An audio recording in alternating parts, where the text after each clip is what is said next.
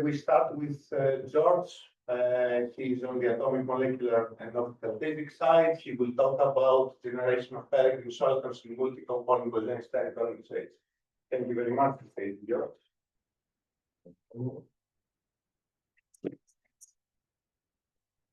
Great. So, right. So, when you talk about atoms, like they can behave classical, like linear boards, right? Some getting around. But then, of course, when you put them down, what you do is you try to accentuate the quantum nature of the particles, like the wave nature of these particles, right? Because as they close their standstill, the wave wants to be inversely proportional, and so you just try to increase the first of all, it's the huge speed of this.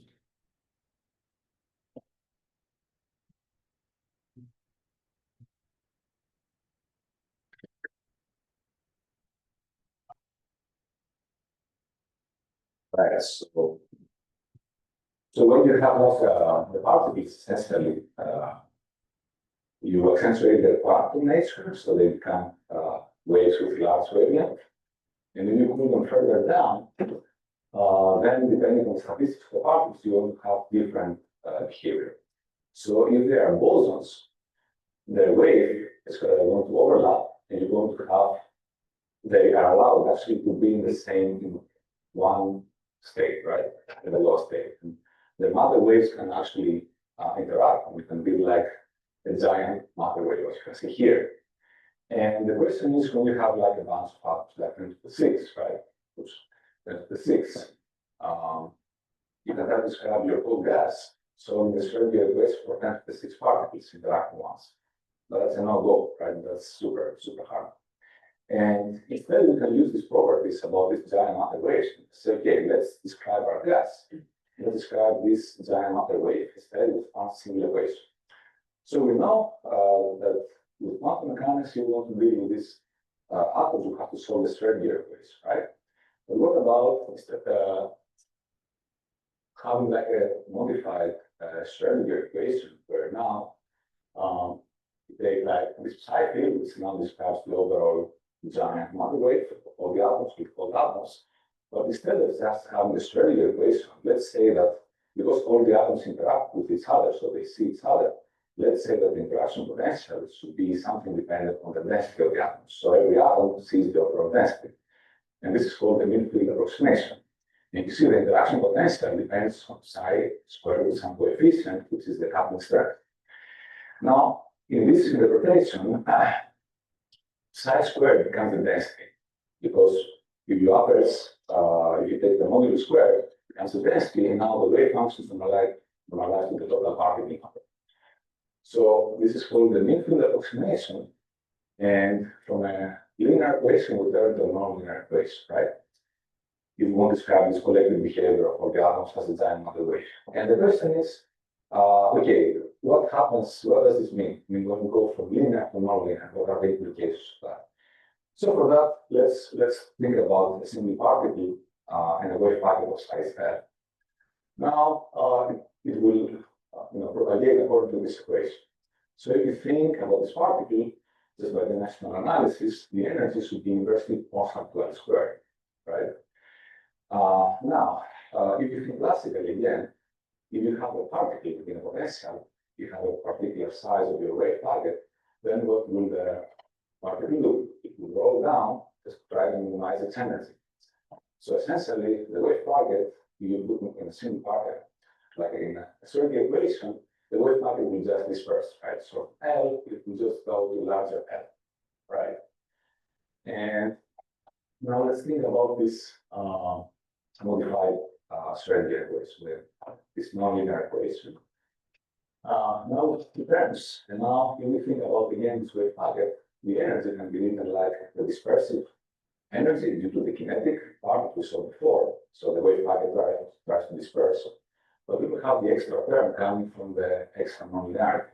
And this d actually is the dimensions in space. So if we think about d equals 1, what will happen? We will have the dispersive, so the wave packet will disperse. But then there is the attractive non-interactions, so we say D equals 1, attractive interaction, this term, this value will be compensated by another attractive term. And in principle, a wave packet can be stabilized around the minimum, this depends on some parameters.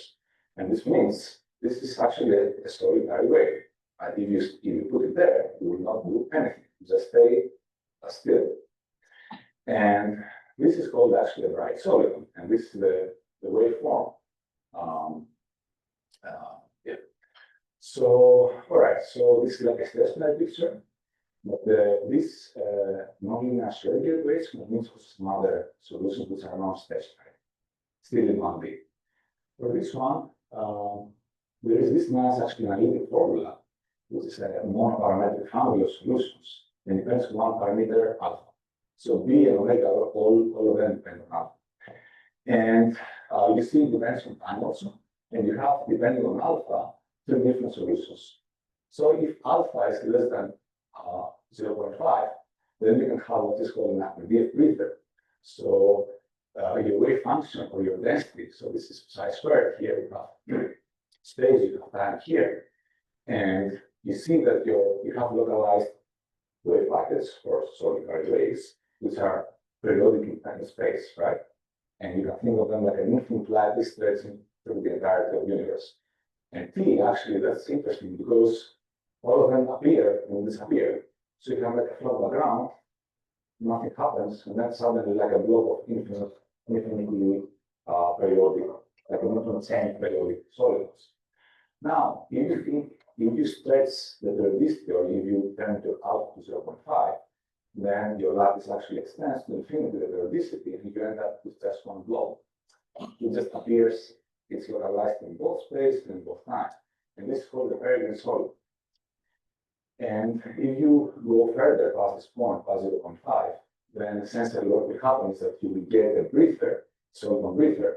So you get something that's localized in space, but really close time. And this is called the Kuznetsov mass solid. And we will be focusing today on the peregrine solid. This is interesting because it's like a candidate for studying rod waves or flip waves. So these are like rare events that happen typically that have been first observed in open seas. So this is like one observation in an oil platform close to Norway. This is called the Gautner wave. And you see like this is this average sea elevation. And at some point in time, you see like a sudden peak appearing out of nowhere and then just disappearing in the next time instance. And the peregrine solid, actually, you see this, it has this nice features. It just appears out of nowhere, disappears, it's very localized, and it's something that is completely elevated compared to the background, at least 3 or 4 times. So it's like an extreme rare event that appears like in sea waves, and we want to study that within atomic physics. But the world is not so ideal, so we don't live in 1D, right? We live in 3D. So how do we realize this solid in 3D? Actually, what happens in 3D is a bit more complicated. Let's think again about this wave packet and the dimensional analysis. So again, if we take this nonlinear Schrodinger equation, this is the energy, just to put dimensional analysis and look. And in D equals 3, actually, this is the energy landscape that we would get. So you will see that if you go past one point, you have like a wave packet which is too much localized, then the kinetic energy doesn't prevent you from dispersing, right? Having like a counteractive force. So you will fall down all the way to minimize your energy to 0, right? So your Bose gas, if you like, unfortunate enough, then it will just explode. And this, by the way, is called the Bose nova. So, all right, so we have this problem, right? So how can we live like with peregrines, atomic physics in real 3D, right? How can we realize it? And the not so obvious question, actually, how to prevent that Bose gas from collapsing is to realize 2-component gas, oddly enough. So by 2-component here, I mean, either you can have like different species, like different atomic species, like rubidium, cesium, sodium, potassium, etc., ytterbium, or you can have every atom has its internal spin structure. You have the nuclear spin, the spin or the spin from the electrons. You have angular momentum, and then you combine them to an overall like combined angular momentum. So this actually You can have different levels, different sub-levels, and this can be like your two-component closure graph. You have different hyperfine levels. And this is what we are referring to here. So how does this work? How can we prevent collapse and study this solitary waves by going to two components? So let's say we take this extreme case where we have two components denoted by 1 and 2. And my two component has a very small particle number. Okay, it's very small localized, but the majority component actually is pretty much extended. You have a large particle number, it acts as a majority, and its special extent is very much over, it's completely spreading. So from the point of view of this one, it's like a constant on the ground, and it's very little perturbed by the minority. So if we do these assumptions, then the majority psi 1 squared can act like a background, which can be integrated out. If we integrate this out, then we pay the price, or we get actually the benefit that we have one effective component, psi effective, and then we have just a single equation describing with just some G effective. And this G effective will depend on the different interaction strengths of all the two components. So in principle, we can tune this to be negative. We have the appropriate, let's say, species or the appropriate interaction strengths. And this, so we start with a repulsive two-component gas. Everything is stable, right?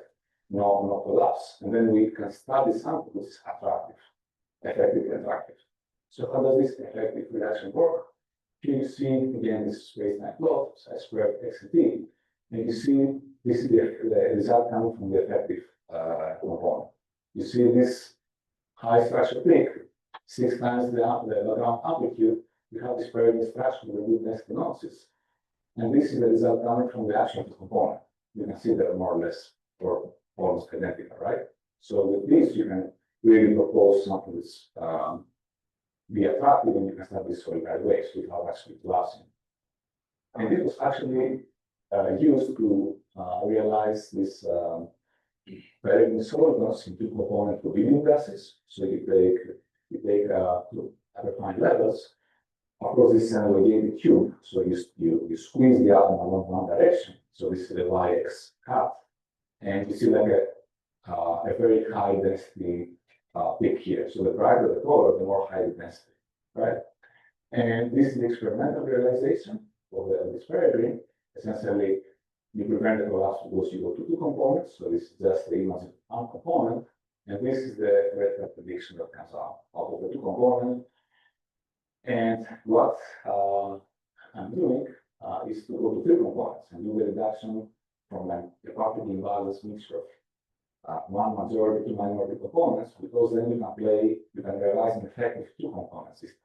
And then you can have like this peregrine solvents, you can have like 2 per component, for instance, or 1 per component, or you can have many different realizations because you have many more interaction strengths to play with, effective interactions. And this works actually, this experimental realization, this is the theory, and actually, like I said, okay, these are the different kind of states. We can go and look at different combinations of peregrine waves, so you can have like this study. And this, I would like to thank experimental teams from most of the University, Peter Engels in Boston State, Andrea Simos, and Hans Jevertis from UMass Amherst, and for that, we close for the questions. So thank you all.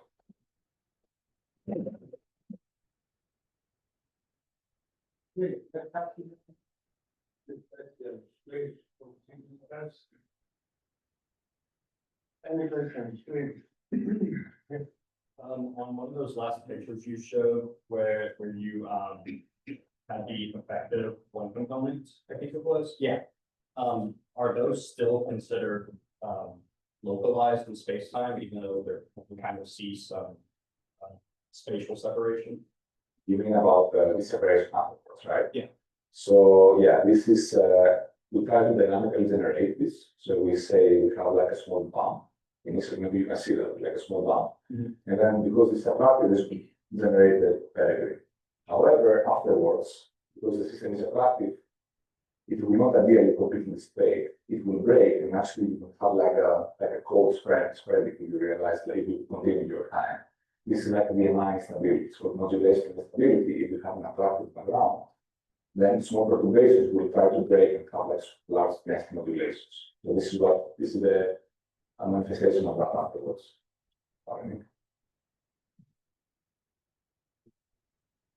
Other questions, please?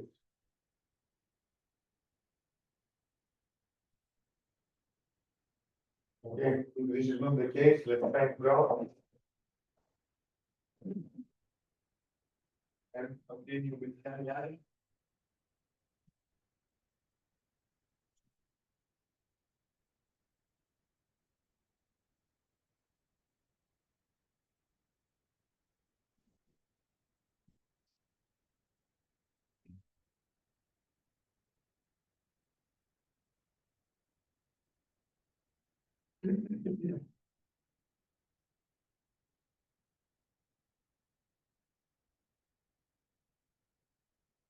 Okay, Jan will talk about search for gravitational waves emitted from core collapse supernova. There were a few projects. Thank you.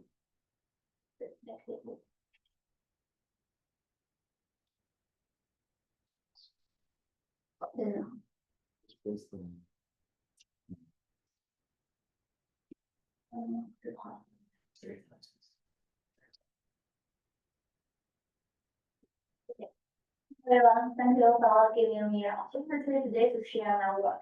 Today I'm going to talk about searching for gravitational waves from complex supernova. So, what is complex supernova? It is a dramatic explosion of a massive star at the end of its stellar evolution. So here, the massive star we usually refer, it has a mass which is at least 8 times more than the mass of the sun.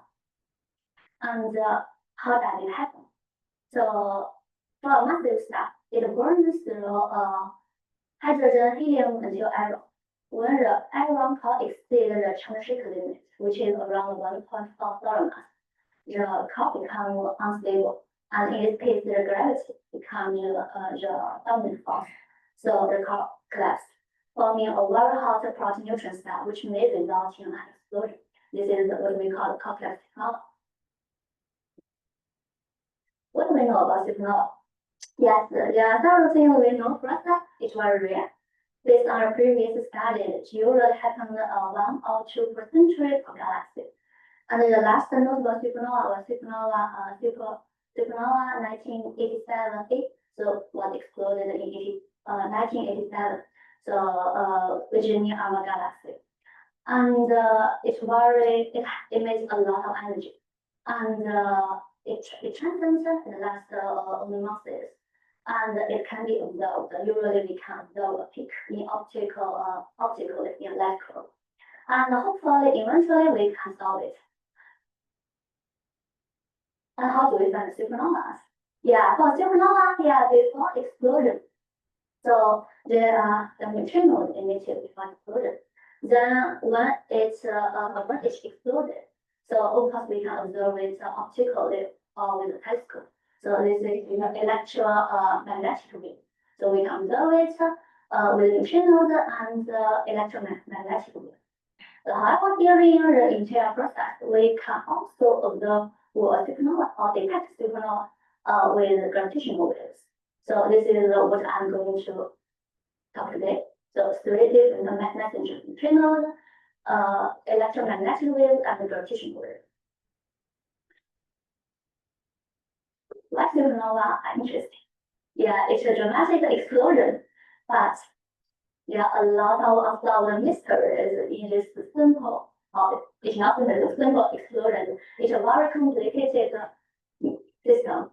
So we still don't fully understand what drives the explosion. We still don't understand what happened in your car. And also, we also don't understand why does some massive stars can eventually form a black hole, but some of them they just exploded, nothing left.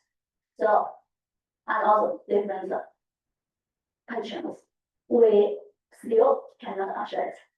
So all these mysteries remain, but gravitational detections maybe can help us understand what's happening in your car, help us to answer these questions.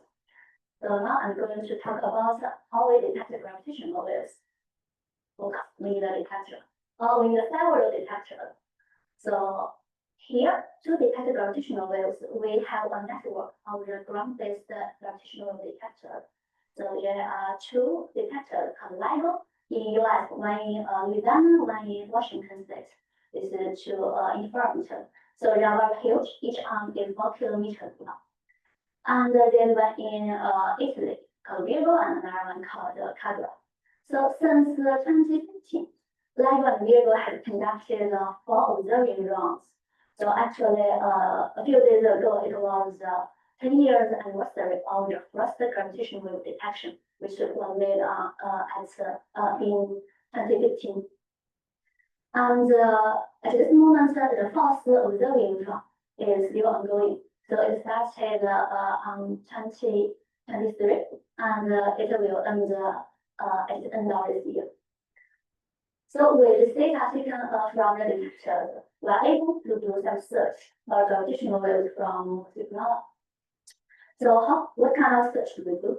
It's called the optical trigger detector search, which means when a supernova exploded, it will be detected by different telescope observatories.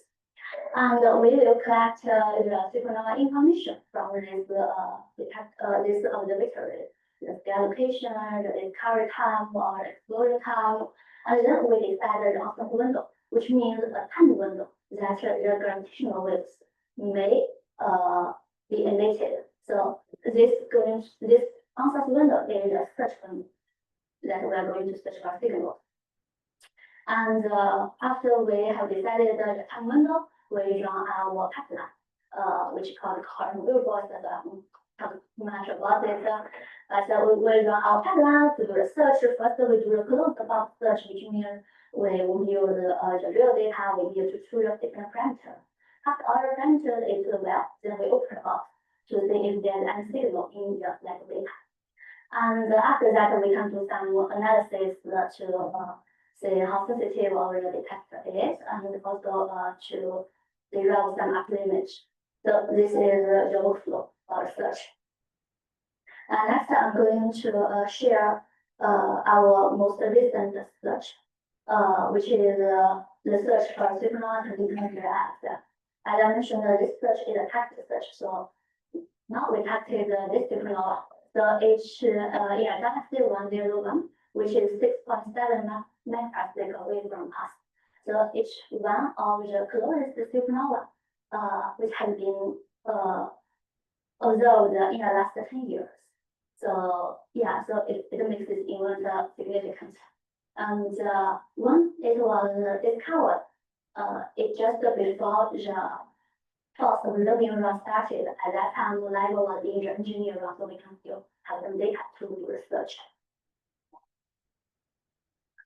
So as I mentioned, first thing we need to decide the time window. So how long or what kind of segment we need to use to do the search. So this plot shows the left curve of the supernova. So the magnitude and the time. And this is the onset window. So we derived a 5 days of onset window, which is conservative. And here shows the detector duty cycle, which is a Hanford and Livingston, the two detectors in US. How the data look like, how duty cycle look like within them. So this is the data we are searching. I will just show the result directly putting our details. So when we open a box, so the longest event we found has a first alarm rate, which is 2.11 per day. So the longest event means a trigger on an event when we open a box. It has the lowest first alarm rate. So the first alarm rate is the frequency that the noise is identified as a real event mistake. So which means for this event, the longest event, it has a first alarm rate of 2.11 per day, which means this event which induced by noise, it happened translated. And we converted it to a false alarm probability. So which means it equals 0.75, which means it is 75%. possibility that this event come from noise. So in short, we don't have any gravitational retrieval for this supernova. And here I also show the spectrogram for the noise events from the two detectors from here to this. We really don't see anything special. This plot shows the false alarm probability as a function of the ranking statistic. The noise event also along with the background. So we did several checks to make sure this event most likely is due to the noise. Even though we don't find the signal, but still we can do trend analysis. So one common analysis we usually do is the detection distance, so which means we collect different signal waveforms, which is simulated by different physicists. Then we inject these waveforms in the LEGO data, and then we see how many injections we can recover. So in this way, we can evaluate our detection sensitivity or detection range. So here is one example to show how the gravitational wave look like from supernova. So we inject a lot of waveforms, actually 40 models and also 40 waveforms to represent another long-lasting background. So we inject all these waveforms into the data and to see how far away we can detect them. So up to 90% of detection efficiency, which means 90% of the injection we can recover it, we can detect it, and we can track it. So here is the detection distance for each model. So overall, at the distance of the supernova, which is 6.7 megaparsec, none of these waveforms can be detected. And for different models, the distance can reach up to 6.9 kiloparsec. And for the more tuning model, this distance can be up to almost 30 megaparsec. Yeah, so this is what we did for research. And yeah, so we haven't detected gravitational wave from supernova, and we can estimate the detection distance, and we can also consider the upper limit, and we expect the detection range can reach to the galactic system in the future. Yeah, this is all my comment. Thank you. Thank you very much, Bianca. Let's have some questions. We can find more from the students first, maybe. So I was just wondering, whenever you showed the different observation runs, that was the one from 2023, so much longer than the 3 beforehand. Or like what? Sorry, The have so much of a longer run. You mean this one? Not this one? The one you were just. This one? This one? So whenever you were talking about the 04 observation period, Yeah. it was much longer than the previous ones. The reason is different. That is.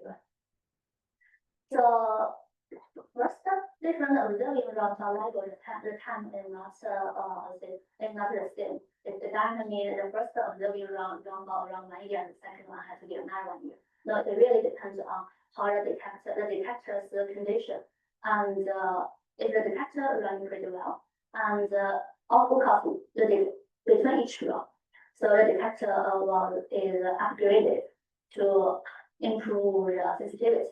So if the detector runs well, then or if for example if it's interrupted or it's during the let's say if it's during the maintenance a little bit longer, it also will extend the observing time. The reason is it will rise. There will rise the reason for that. So overall, then the fixed time for the duration of each room. Any other question?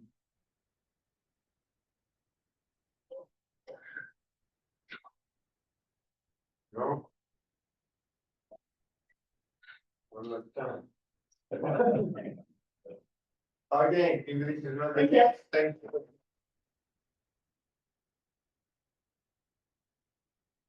Okay, continue with Amit.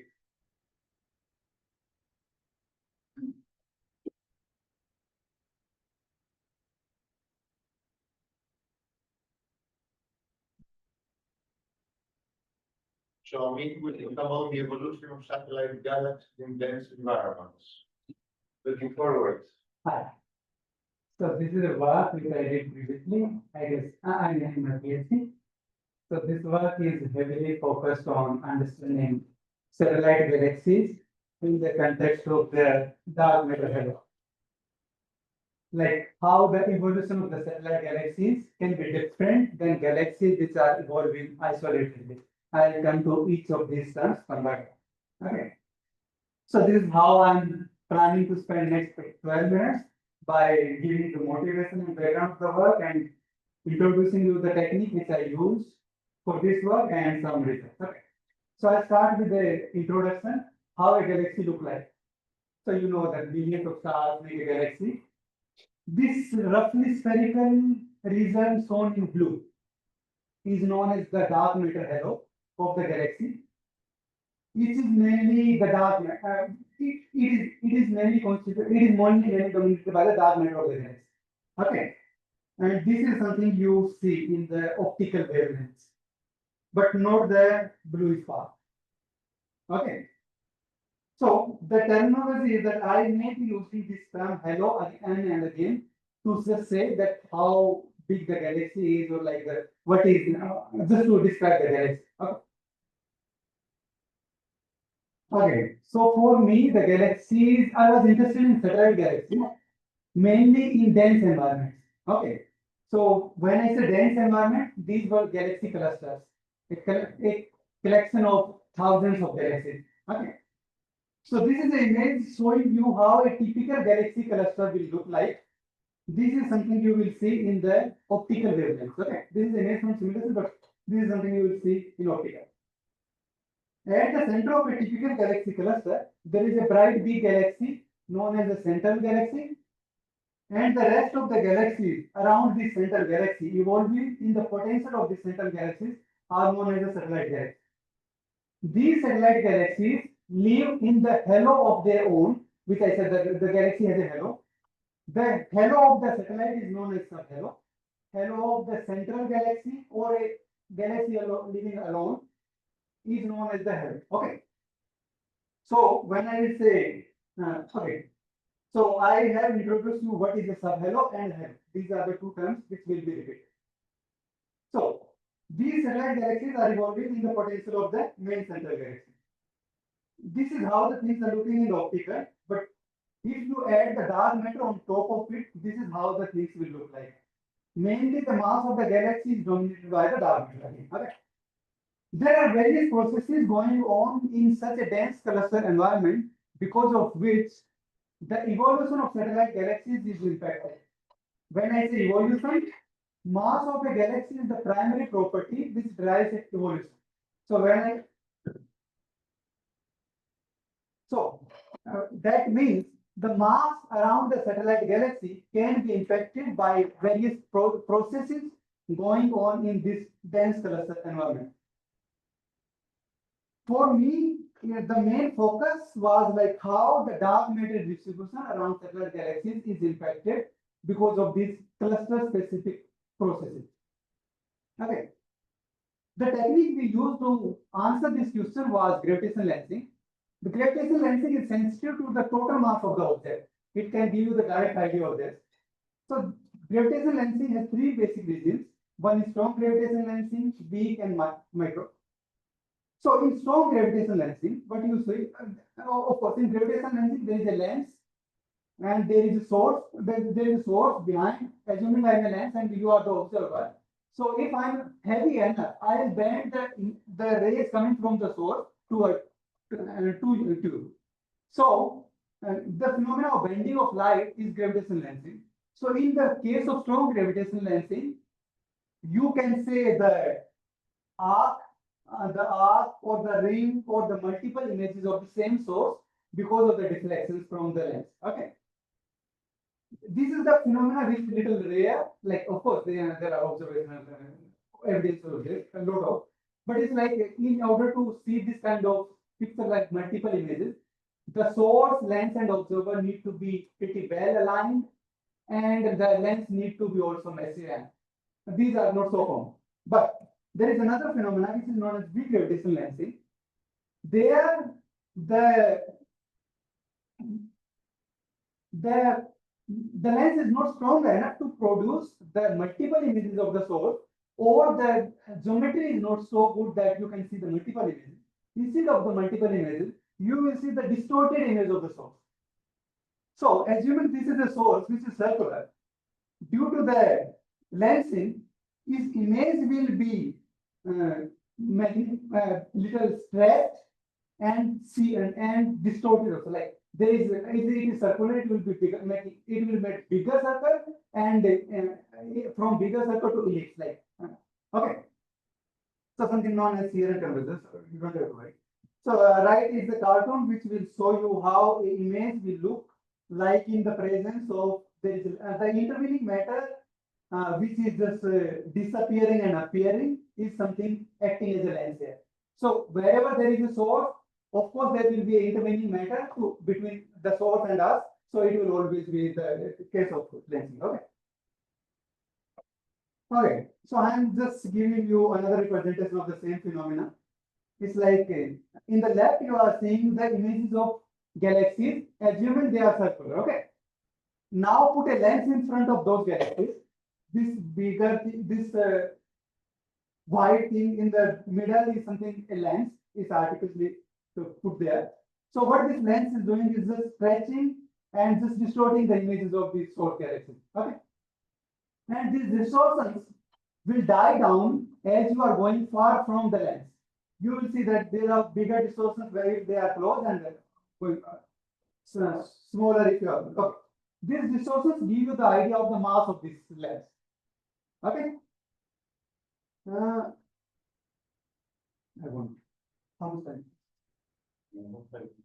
Okay. So I am showing you this equation. There are three quantities: left hand side and right hand side. Right hand side is purely observational quantities. This gamma t is something related to these distortions, and this sigma crit is something which tells you about the geometry, like what is the distance between you, source, and the lens. Okay, and the quantity in the left hand side is totally theoretically theoretically modelable quantity. You just assume some dark matter profile, density profile of the halo, and you can just calculate this. Okay, I just omitted the details just to give you an idea that how the observations are connected, and how this one side it is observation and another side it is theory. Okay, so I want to understand the mass around satellite galaxies. So you can imagine if there is a satellite galaxy in a cluster, the mass around it will be mainly from three components. One it will be its stellar component, like the stellar mass of satellite itself. One it will be the dark matter mass of the satellite itself, but it is living close to the around the parent galaxy also. So there is a dark matter mass mainly around from the parent galaxy also. So we model each of these three components individually and combine them and plot them. Okay. The down here I am showing you the signal. This is a cartoon of the signal around a satellite galaxy. This I said the theoretical modelable quantity delta sigma as a function of distance from the center of the satellite galaxy. Okay, as you are going far and hitting this, you are hitting around this way. Okay, so this is how the signal will look like, and the strength of this signal will give you the information of the mass. The model for these three terms will have three parameters for the mass of the stellar mass of the satellite, the dark mass of the satellite, and the mass of the host cluster. Okay, and other parameters also, like what is the distance between the satellite and the parent. So we go ahead and measure this signal, that is the distortions caused by the satellite galaxy. For the satellite galaxies, we just go for some sample and we pick the satellite galaxies from that sample, not relevant here, and measure these distortions. Okay, and this is the observational signal. This is something similar which I showed you there. There it was because of the one central satellite galaxy, but there are a lot of central satellite galaxies in the cluster. So we have to take average of multiple of such pairs. That's why it's a little smooth out signal. So it's a no, sir. So now I want to ask a question that I said that the mass of the galaxy is something driving its evolution. Now I just want to understand that mass of the satellite is different than the galaxy which is evolving isolatedly or not. So in order to answer this question, I try to find out a galaxy which is having similar stellar properties as of my satellite galaxy. That means the stellar mass is roughly same as that of my satellite, but it is evolving isolatedly. That means no cluster specific phenomena is affecting its evolution. And I will try to measure the mass around that galaxy, which I will say the control sample or the isolated galaxy. Okay. And this is how the signal around that galaxy look like. So you see there is a signal, the red signal is little above than the green signal. That means the mass of the red sample is little different than the mass of the green sample. That means the mass of the central galaxy is different, and if it is more higher, that means the mass of the central galaxy is more than its counterpart satellite galaxy. We wanted to understand how differently these phenomena affect the evolution. So the good way will be like, if we will just find the signal for satellites which are evolving very close, then we will go far from the center, we will go from another very far from the cluster. Okay. So that these effects should be decreasing as you are going, as the separation of the center from the satellite is increasing. That's why we bring our galaxies and try to answer this. You see, as the distance between the satellite and center is increasing, which is depicted by different panels, the red and green colors start looking similar. That means the mass of the center and satellite galaxy starts looking similar. That means the effectiveness of these processes decreases as you are going far from the center. So, if I speak quantitatively, it was like if you are living very close to the cluster center, like 0.1 to 0.3 megaparsec, then the mass difference between the central and satellite is approximately 3. And as you are going far, it decreases. It's like we quantified it. Another thing we wanted to ask, 1 minute, I can stop anywhere.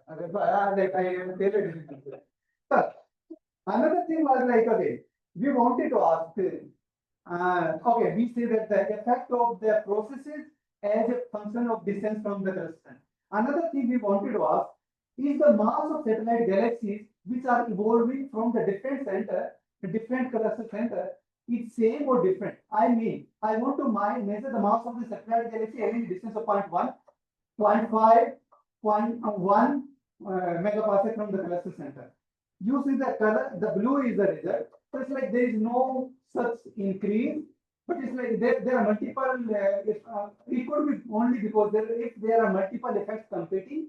So the one effect is that like there are tidal forces around the satellite galaxy which disturb this mass, so the galaxy is losing mass.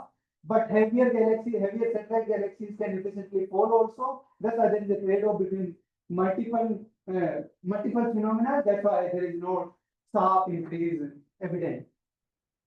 I think I can stop.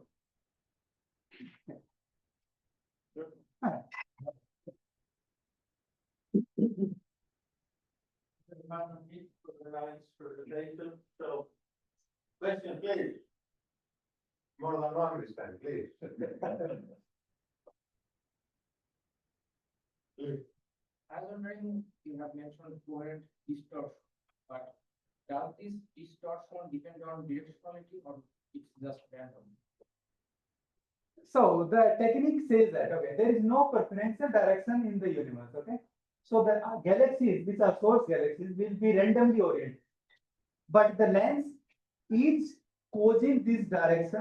Okay, now what you will do is measure the total. Okay, you will measure whatever is total observable. Okay, so you find the total and you want to get rid of the intrinsic component. The intrinsic component automatically get rid of because that all the background source galaxies are randomly oriented, and if you just average random thing, it will come to zero. Only the distortions because of the lens will be remaining That's why they are called coherent distortions with the time. Other questions?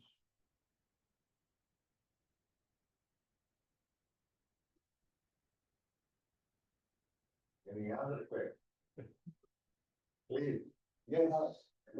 No, I might have missed it, but how does this technique, or do the effects differ the distance to the central galaxy versus being on the edge of the cluster?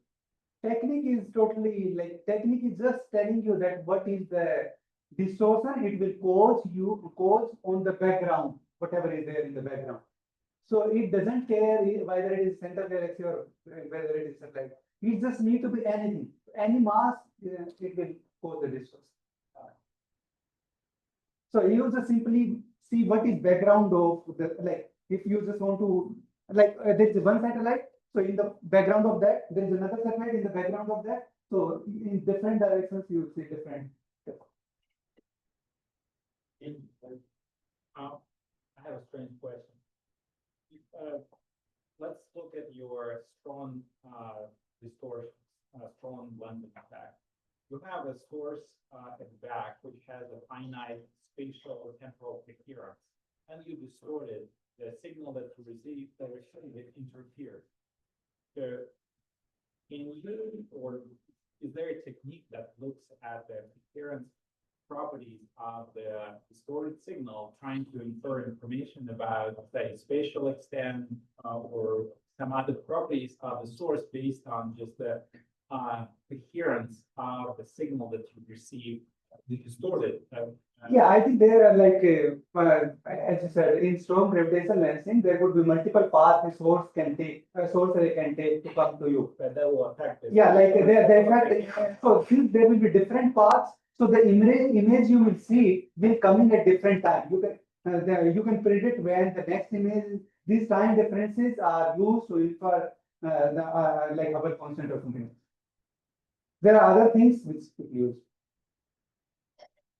Okay, if there's no other question, let's continue. Let's thank Amit. And continue with class B.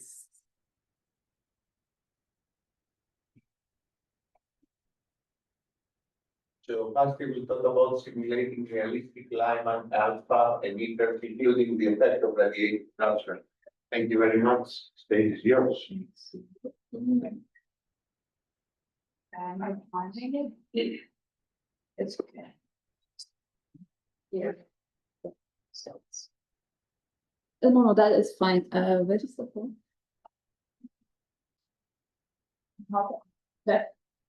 Okay. I promise to be fast and loud as much as I can. So I'm going to talk about simulating some sort of galaxies which are called Lyman alpha emitters. Actually, they're their spectra, means the distribution of the frequency that they receive from them, is changing according to the environment. So before going into the details of these strange objects, I would like to tell you why I'm interested in that and why cosmologists are nowadays interested in these types of stuff. So let's start from the very, very beginning, 13.7 billion years ago over there. So our universe was actually undergo a hyperactive expansion, which is known as inflation. 400,000 years after that, the universe became transparent, the atoms started to form, and we do have the first picture of the baby universe, which is so-called cosmic boundary background.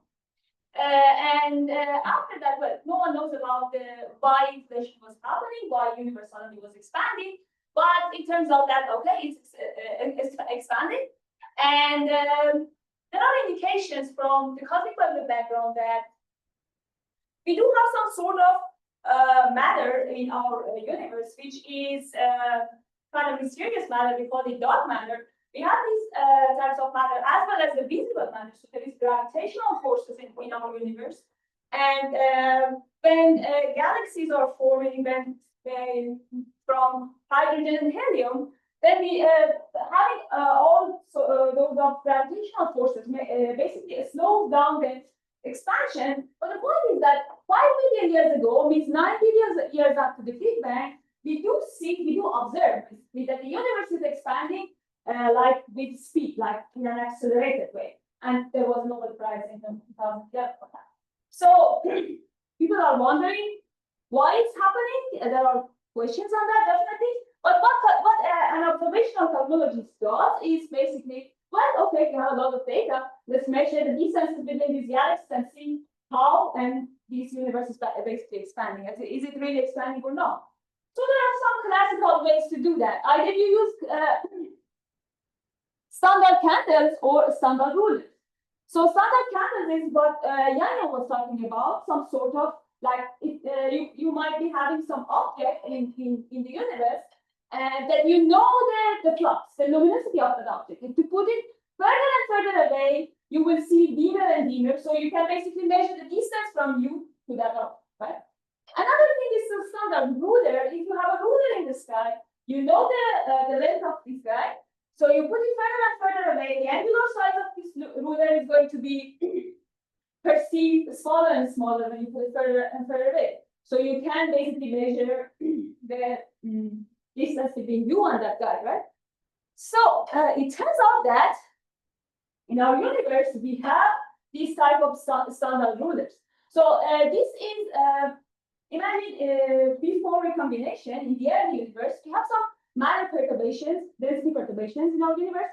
There is dark matter there is baryonic matter, like visible matter, as well as photons. And photons are baryons are coupled, and they are actually moving with the speed of sound, and the wave that is propagating with the speed of sound, and then last scattering happens. Photons are actually gets away, like gets free from the coupling of baryons and creating us a cosmic microwave background. And the baryons then dark matter will remain in such a huge spherical shapes, and actually our galaxies are forming there. So what we can do as an observational cosmologist is we measure the distances between all pairs of these galaxies, right?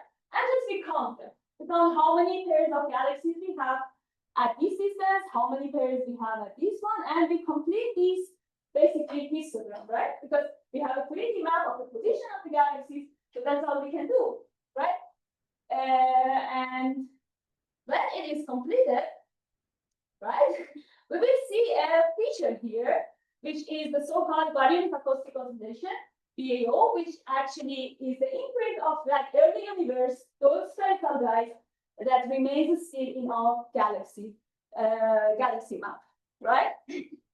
And what galaxy surveys does, they measure this kind of BAO feature along the line of sight and perpendicular to the line of sight with different sort of galaxy traces, right? This is a latest result from DESI collaboration. This is the DR2. It shows the size of the universe as a scale factor, right? As a function of the age of the universe. So this is today, this is the early universe, right? And this is how universe is expanding. This is our standard lambda CDM model, our standard cosmological model, right?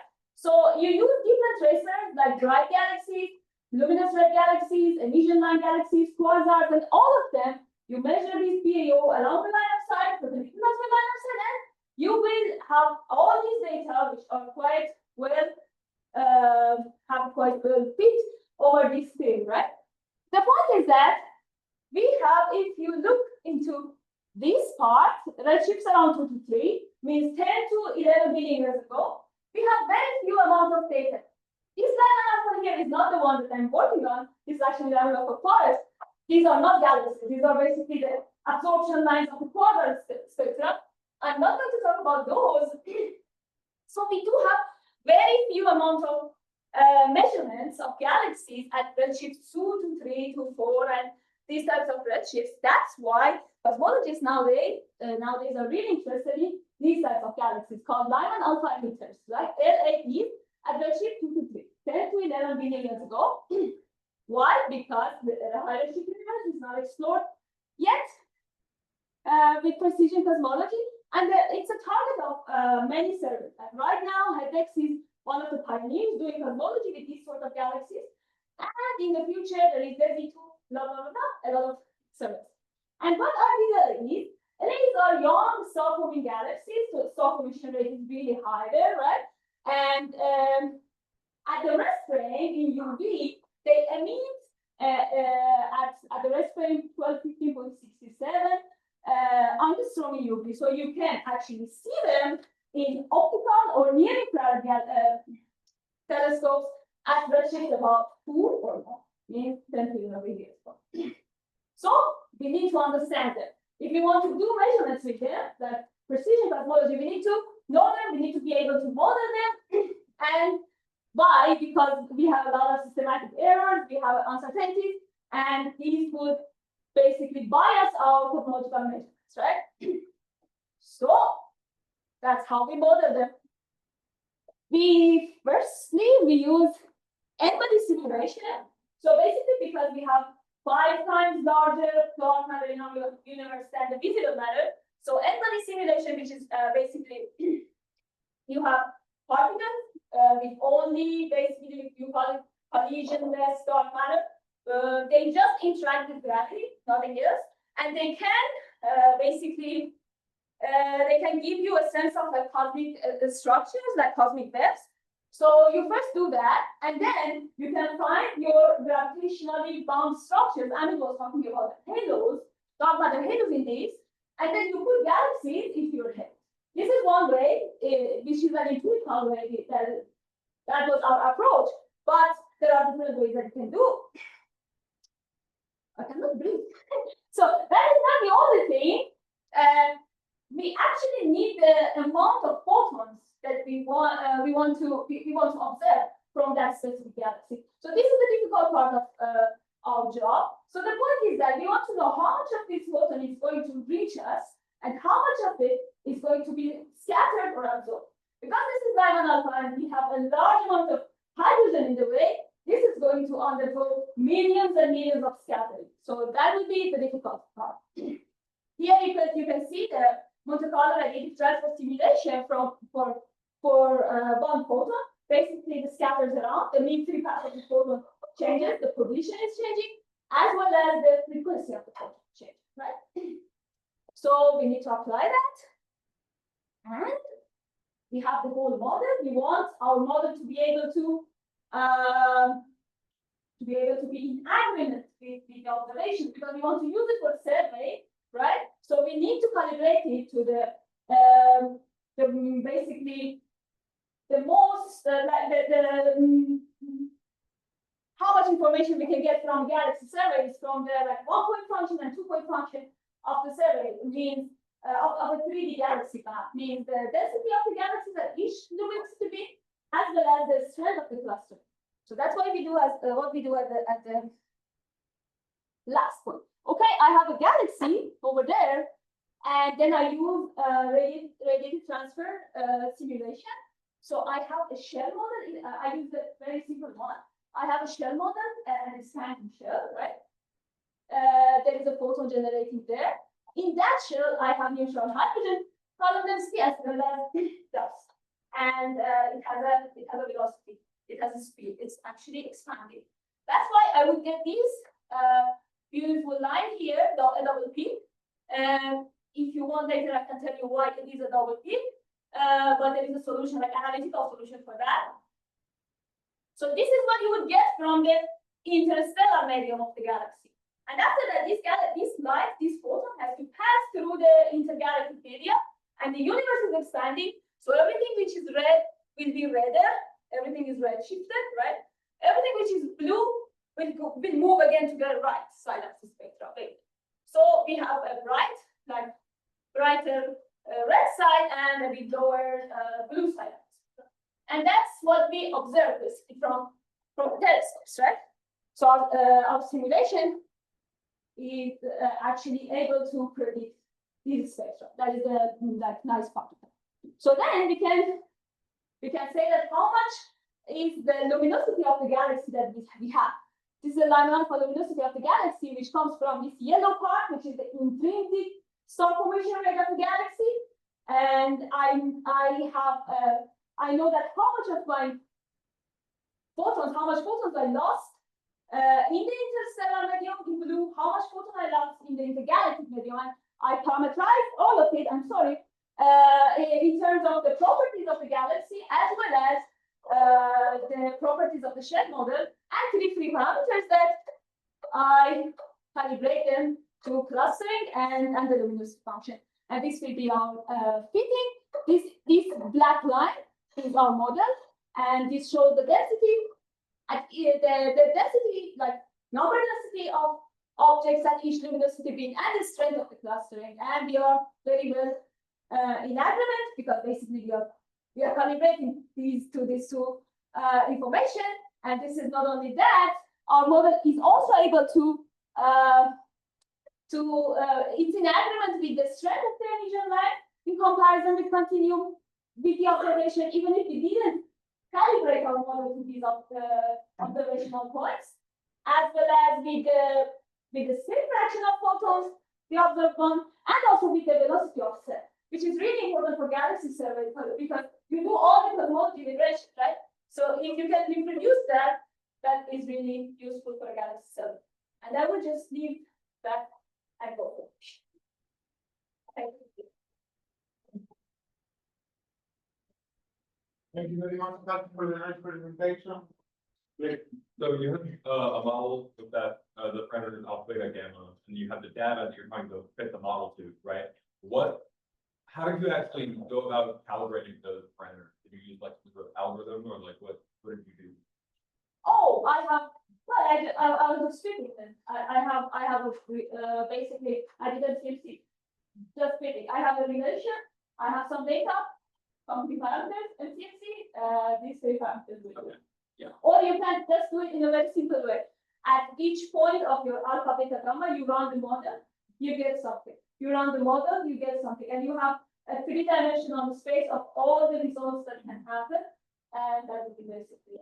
And then you can figure out at which point you can basically be the closest to your model. Your data is the closest to your model, in which alpha, beta, gamma is.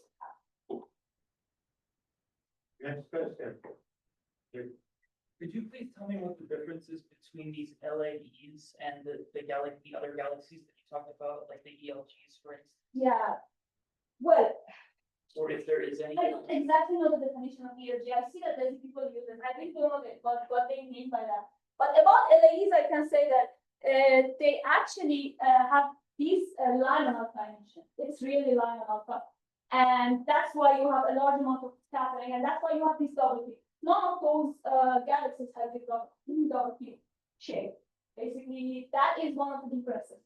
But I don't exactly know, to be honest, the meaning of emission line galaxy. It is. Okay, maybe the last question. Okay.